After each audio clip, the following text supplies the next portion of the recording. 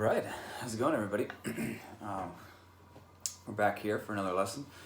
So if you're watching this one, it means that you've either been practicing the beginning lesson, practicing all of your chord shapes and your box chords and your open chords, or that was something you already knew and were able to breeze through and were looking for a little bit more of a challenge.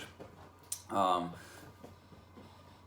don't know if anybody noticed, but I didn't go over any pick hand work at all in the beginning lesson because in my opinion, as a beginner, you don't really need to be focusing on that. You just need to be focusing on getting the chord shapes, getting comfortable, getting the flexibility, playing the chords so that they sound every single string. You're not worrying about strumming or picking yet, in my opinion, because that's just too much to be worrying about when you should be just worrying about focusing on getting the tone right and proper and accurate. Because once you have your chords down and once you can play the chords, then we can work hard on the strumming, and that'll take 2 seconds to pick up. But if you are focusing more on the strumming and then not on actually getting the chords, you're never going to be making music that sounds like music. So, I know everybody wants to kind of get into chord work and arpeggiation and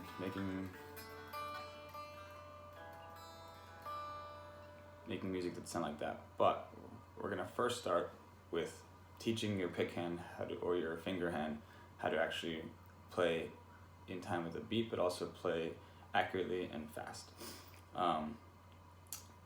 I like to use a pick.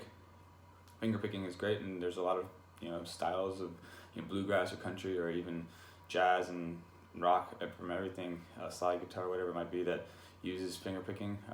Personally, I like to use a pick, and I worked a lot to get my speed up, and so now I feel like I can do most things that people can do with finger picking, but with a pick. But that's just a personal preference, and picks themselves are very much a personal preference. I know some of the greatest guitar players that I've played with or seen that use like a very, very flexible, light, big pick, and they like the way that it just like flows off of the guitar. A lighter pick is very forgiving for a beginning player or someone playing acoustic because it does kind of like flow gently. I use a very hard pick. I use a Jim Dunlop, Eric Johnson. It's a jazz pick actually. It's really tiny, so you can barely even see it. It's very hard. It has no flexibility, no bend whatsoever, but I like it because you can basically get like a very, very clear tone, and because I'm comfortable with the way that I play my chords, I can still get that gentle sweeping notes, but without sacrificing when I do want to go into something that's a little bit more rhythmically challenging or whatnot. Anyway, so we're going to start off with a very basic but important building block of scale work, and we're going to do it in A minor, and it's going to be a blues scale. The A minor blues scale, A minor pentatonic scale, 2 very classic scales. I like the blues scale because it adds 2 extra notes to the scale, which means for practicing purposes, it's just added repetition.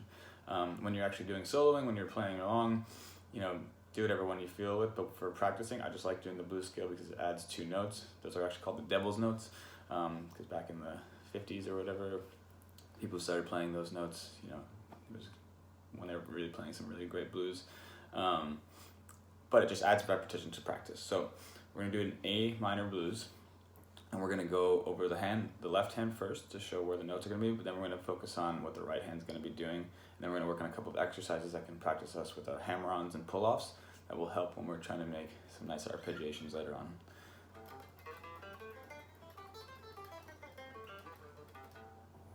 Okay, so that's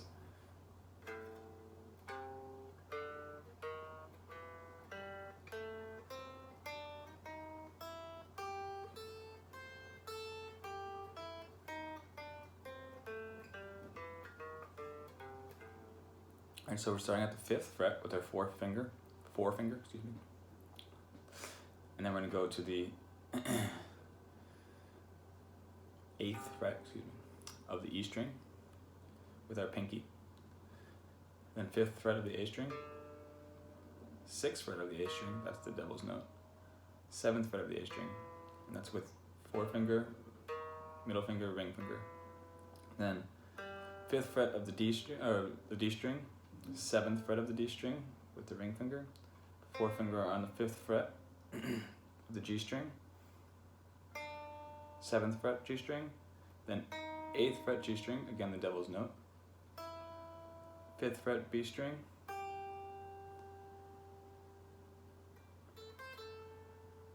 and then 5th fret 8th fret E string, right?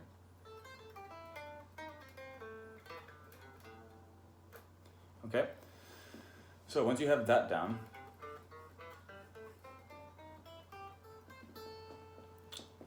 now I want you to start picking in an alternate picking form. What that means is that every time you pick one way, say you're picking down to start, then you're going to pick up the next time. And you're going to do that down, up, down, right? So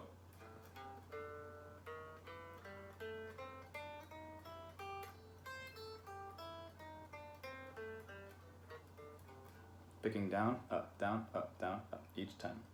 It's going to feel really weird at first. It's going to feel uncomfortable. You're going to be like, I just want to pick down, and then up. But if you pick down, up every time while you start learning scales, your pick hand's going to get very, very fast, very, very quick. Because when you pick down, up, you can pretty much do anything, and that's how you can mimic finger picking, because you're so quick with what you're doing that you're not focusing on like going down. Because if you try to go down, each time you come back up to go down, you've lost a second to make a note. And the same thing if you're trying to go up. Each time you go down to come up, you've lost a note. But if you're going up, down, each one is in time. And so as you get speed, you're never missing a second to get a note. So when you're trying to actually come get faster and do soloing and everything like that,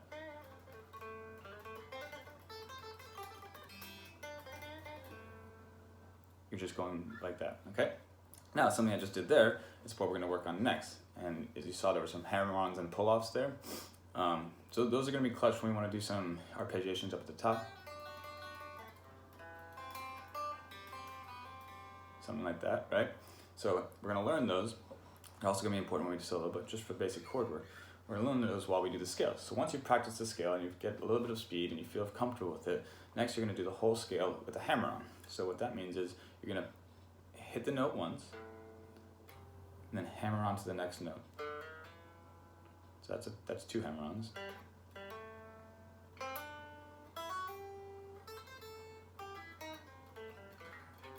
Okay.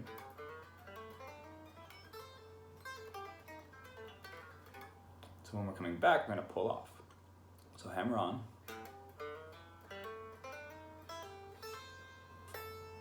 And at the end, that's a pull off. Then we're gonna pull off the whole time.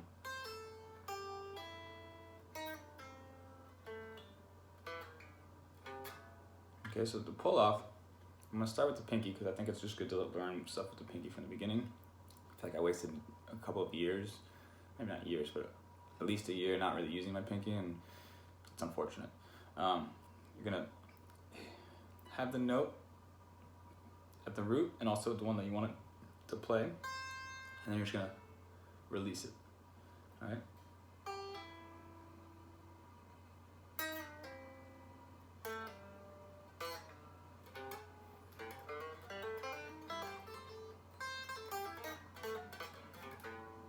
Okay, practice those exercises.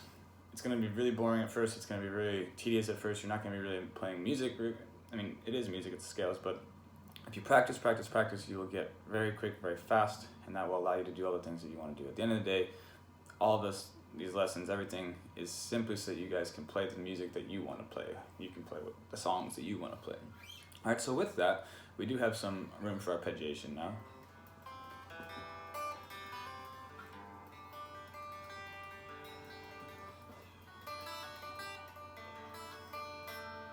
Right? Or even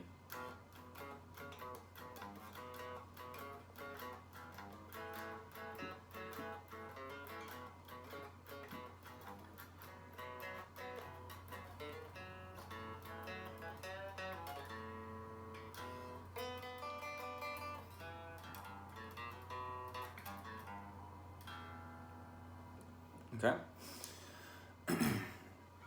The other thing I want to go over in this lesson is kind of the building blocks of playing chords. Okay, so in music, let's just take the major scales for now. You have 7 tones. So the 1, 2, 3, 4, 5, 6, 7, and the 1, the 4, and the 5 are always going to be major. The 2, 3, and the 6 will be minor, and the 7 is diminished, which essentially is a flat minor, but it's really referring to specific notes in the chord shape. We won't really talk about that quite yet.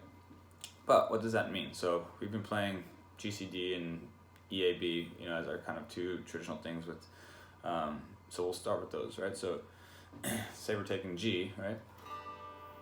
So now that's the 1. If we're gonna play in the key of G, that's the 1. So the 2 then would be an A minor, because you go in alphabet. Then a B minor would be the 3. Then the C would be the 4. The D is the 5. Right? Then E minor would be the 6. And then F diminished would be the 7th. Right? So then, sorry, F sharp diminished. So when we're playing, switch to the 4.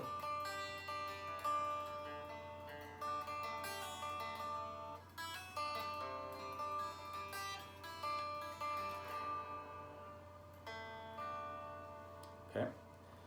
But what if we wanted to go to something else? Because we like the GCD, it's fun, but how are we going to add, like, you know, a bridge to it, or even a chorus, or a pre-chorus, or something like that? So like, say we're playing with the GCD,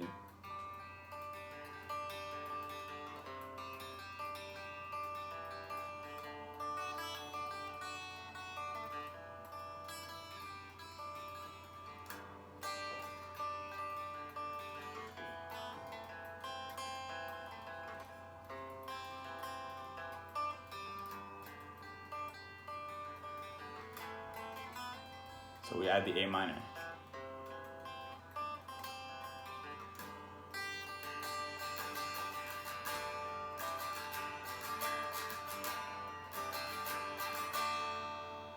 Right? We added the A minor because we know that the second is an A minor, so we were comfortable going to that.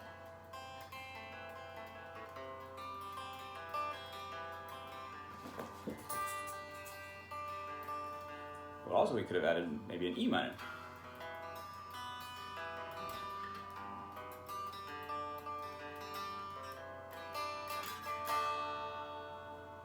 Alright? So you kind of learn what is in certain chord structures. For example, we were playing an E with the blues before, right?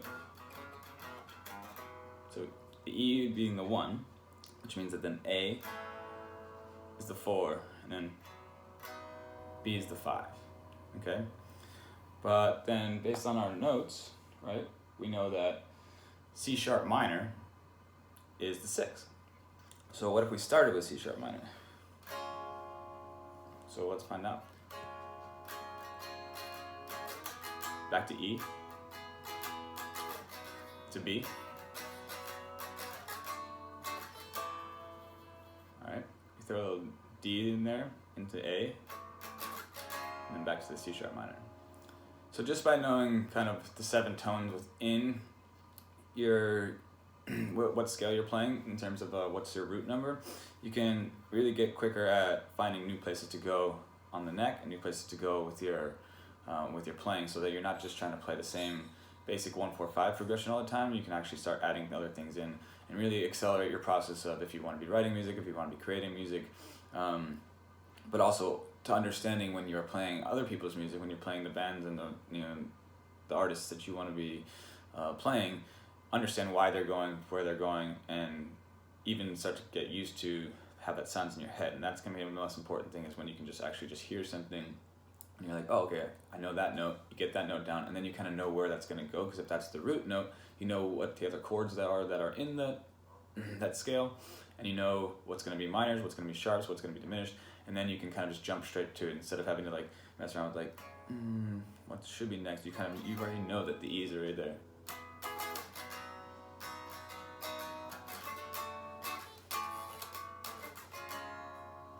All right, so I want you guys to take that, practice it, practice, and then up next we're going to get into a little bit more advanced stuff and go from there. As always, stay safe, stay healthy. Hope you guys are doing okay. Miss you, and hope you enjoyed it. Thanks.